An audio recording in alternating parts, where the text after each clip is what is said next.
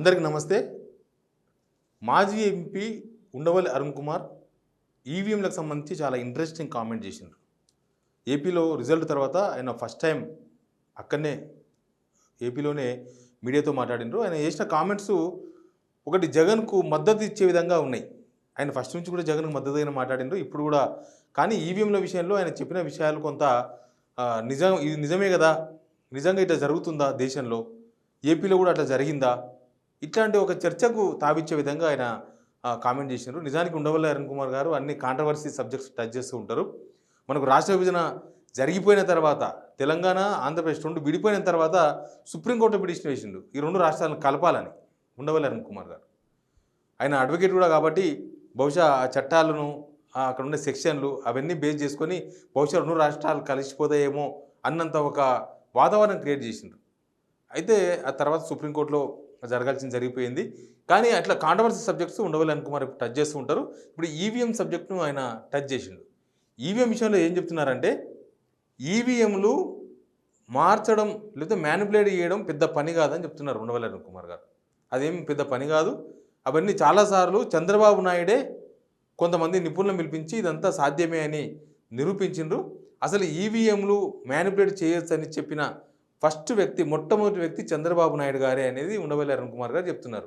మీరు వెతకండి, ఎవరైనా అడగండి, ఈవీఎంలు టాంపరింగ్ చేయొచ్చు, లేకపోతే ఈవీఎంలు మార్చవచ్చు, ఎలక్షన్స్లో ఈవీఎంల ద్వారా మార్చి ఫలితాలు తారుమారు చేయొచ్చు, ఇదంతా కూడా చంద్రబాబు నాయుడుకి బాగా తెలుసు. చంద్రబాబు నాయుడు విషయంలో చాలామంది నిపుణులను పిలిపించి అదంతా ఎట్లా చేయొచ్చో కూడా చూపించిండు, ఆయన డెమాన్స్ట్రేషన్ కూడా ఇచ్చిండు అనేది ఉండవల్లి అరుణ్ కుమార్ గారు చెప్తున్నారు. ఇంకా దీంతోపాటు ఒక పెద్ద బ్రేకింగ్ న్యూస్ ఒకటి చెప్పిండ్రు. నిజానికి వేరే దేశం నుంచి కేంద్ర ప్రభుత్వం, ఇప్పుడున్న కేంద్ర ప్రభుత్వం, లాస్ట్ 10 years నుంచి ఉన్న బీజేపీ ప్రభుత్వం 60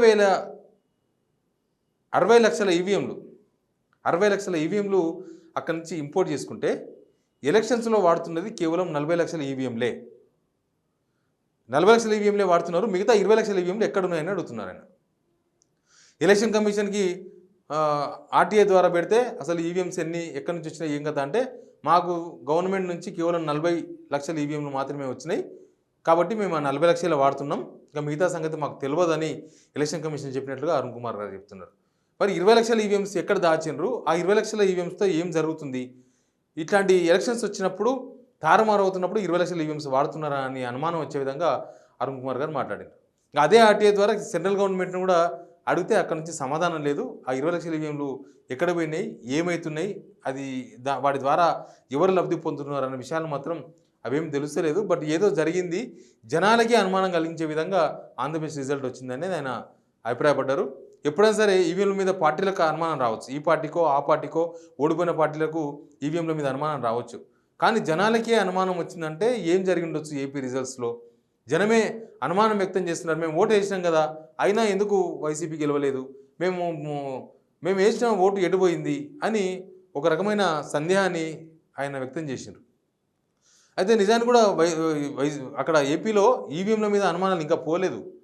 రిజల్ట్ వచ్చింది, ముఖ్యమంత్రిగా చంద్రబాబు నాయుడు గారు ప్రమాణ స్వీకారం చేసిండ్రు, 24 మంది మంత్రులు ప్రమాణ స్వీకారం చేసిండ్రు, ఆల్రెడీ అక్కడ గవర్నెన్స్ స్టార్ట్ అయింది.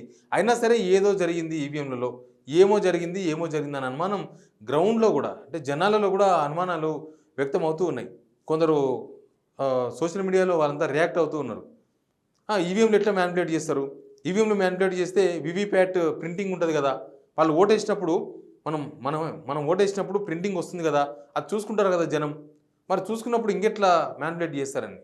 నిజానికి అవి మన కళ్ళ ముందు కనిపిస్తాయి, కానీ తర్వాత అవే ఉంటాయని గ్యారెంటీ ఏముంది, వాటిని మార్చారని గ్యారెంటీ ఏముంది అనేది సోషల్ మీడియాలో వస్తున్న అనుమానం. ఎందుకంటే ఈ వివిప్యాట్ ప్రింటింగ్ పైన ఎక్కడ పేరు ఉండదు, ఊరు ఉండదు, ఈవెన్ డేట్ కూడా ఉండదు. పలానా డేట్ నాడు పలానా బూత్లో ఈ ఈవీఎం మిషన్ ద్వారా ఈ వివిప్యాట్ ప్రింటింగ్ వచ్చింది అనే డీటెయిల్స్ ఏమి ఉండవు. దాని మీద ఎవరొచ్చినా ఒకటే, ఒక బరువైన వస్తువుని తీసుకొని పోయి ఈవీఎం పైన ఏదో ఒక గుర్తు దగ్గర పెడితే కూడా ఒక ప్రింటింగ్ వస్తుంది. అంతేగాని అక్కడ హ్యూమన్, ఒక మనిషి ఓటేసినట్లుగా లేకపోతే ఇంకేదో అయినట్లుగా గుర్తించదు వివిప్యాట్. కేవలం అక్కడ ఏది ప్రెస్ అవుతే అక్కడ ప్రింట్ అది వస్తుంది, అంతే. మనం అదే నమ్మకంగా చూస్తూ ఉన్నాం, వివిప్యాట్లో వచ్చింది కదా అని. కానీ తర్వాత మారిపోతే, తర్వాత ఆ ఈవీఎంలను టాంపరింగ్ చేసినప్పుడు వివిప్యాట్లు కూడా చేయలేరా అనేది ఒక రకమైన అనుమానాలు. ఇవన్నీ అనుమానాలు మాత్రమే. ఎందుకంటే ఈవీఎంల విషయంలో సెంట్రల్ గవర్నమెంట్ ఇప్పటిదాకా స్పందించలేదు ఈ అనుమానాలపైన. సేమ్ టైం ఎలక్షన్ కమిషన్ కూడా ఇప్పటిదాకా ఏపీ రిజల్ట్స్ మీద పర్టికులర్గా ఎక్కడ స్పందించలేదు. జగన్ అనుమానాలు వ్యక్తం చేసిండ్రు, ఏదో అనుమానం ఉంది బట్ ఆధారాలు లేవు అని. దీనిపైన జనాల్లో చర్చ పెడతా అని జగన్ ఒక మాట అన్నారు. కానీ ఉండవల్లి అరుణ్ కుమార్ చేసిన కొన్ని లాజిక్ పాయింట్ కొంత అనుమానం రేకెత్తించే విధంగా ఉన్నాయి. నిజంగా 20 లక్షల ఈవీఎంలు ఎక్కడ ఉన్నాయి? నిజంగా 20 లక్షల ఈవీఎంలు ఉన్నాయా? అసలు ఉంటే వాటిని మిస్యూజ్ చేస్తున్నారా ఎవరైనా అనేది ఒకటి తేలాల్సిన అవసరం అయితే కనిపిస్తుంది. బట్ చంద్రబాబు నాయుడు ఈవీఎంల మీద అనుమానం వ్యక్తం చేసింది కదా, మరి అవే ఈవీఎంల మీద ముఖ్యమంత్రి అయ్యింది అనేది ఆయన చెప్తున్న పాయింట్గా మనకు అనిపించింది. బట్ ఈ ఈవీఎంస్ మీద చాలా రకాల చర్చలు జరుగుతున్నాయి, చాలా రకాల అనుమానాలు వ్యక్తం చేస్తున్నారు. చాలామంది దీన్ని మ్యానిపులేట్ చేయలేరని చెప్తున్నారు, కొంతమంది మ్యానిపులేట్ చేయొచ్చని మేము నిరూపిస్తామని చెప్తున్నారు. బట్ ఇప్పటిదాకా ఏ సుప్రీంకోర్టులో కానీ ఎక్కడ కానీ దీనిపైన ఒక శాస్త్రీయంగా నిజంగానే ఈవీఎంను టాంపరింగ్ చేస్తున్న విషయంపైన ఎవరు ఎక్కడ ప్రూఫ్ అయితే చేయలేకపోయినారు. బట్ ఏబీ రిజల్ట్స్ పైన ఇట్లాంటి అనుమానాలు చాలా రేకెత్తిచ్చే విధంగా చాలామంది వ్యక్తులు మాట్లాడుతున్నారు. Please subscribe signal TV.